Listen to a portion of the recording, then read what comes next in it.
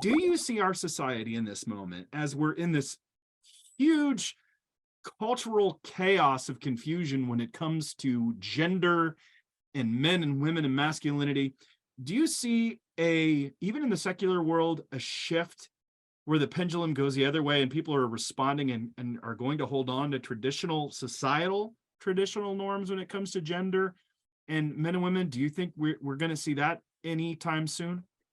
Well, there's somewhat of that with the Jordan Peterson phenomenon, right? That he's affirming young men, the masculinity.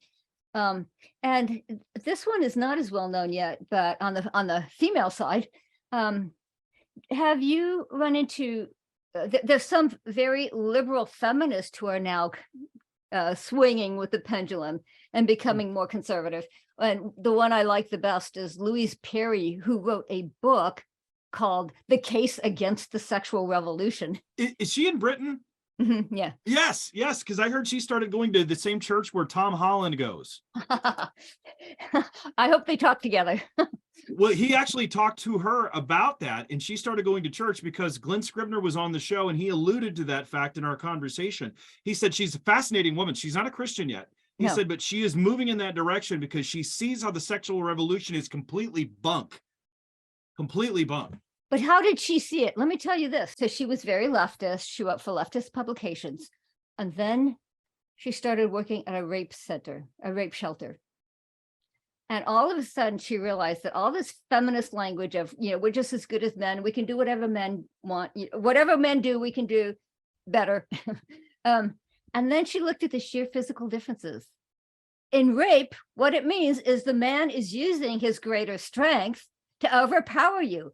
And if you don't acknowledge that men have greater strength, you won't put moral restraints on it.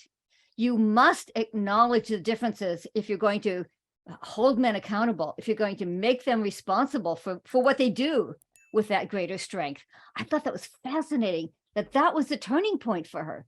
That she began to look at, okay, older rules about chivalry, hey, they actually made sense because you have to hold men in. And those older rules about being a gentleman, all of those sort of traditional rules make a whole lot more sense when you realize that the whole point of them was to restrain, put moral restraints on men's greater strength. I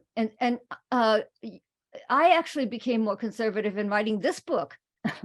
I had little hanging on from my feminist background. This book, because nominal men have the highest rate of domestic violence in America, higher than secular men, I had to deal with that in the book. Otherwise it would look like I was just shoving it under the carpet. So I do have 2 chapters at the end on physical abuse in Christian homes. And I had the same response that Louise Perry did. I came to see that if we do not acknowledge men's greater strength, we will not, put the restraints on it that we need to. We have to acknowledge that men are stronger. We have to acknowledge the differences. You mentioned a moment ago the greater fear. That came from a psychological study, well, more than one, a couple of psychological studies that all found that women are more prone to fear. Well, of course they are. Even a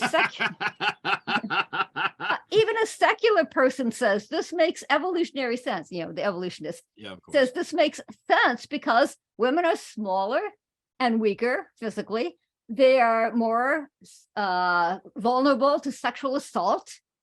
And when sexual assault happens, they have greater consequences, namely pregnancy. So of course it makes sense that women would, as secular people, they would say they are evolutionary programmed. It makes sense that women would have more fear because one psychologist said this is actually the greatest psychological difference between men and women, that women are more prone to fear. And you can see it even in infants, even in newborns. They test newborns by with a sudden noise. How do they react to being startled by a sudden noise? Boys, all the way when they're infants, boys respond to a sudden noise by getting angry. How annoying. Who are you? I'm going to get back at you. Girls respond by getting afraid. I mean, you see this even in infants.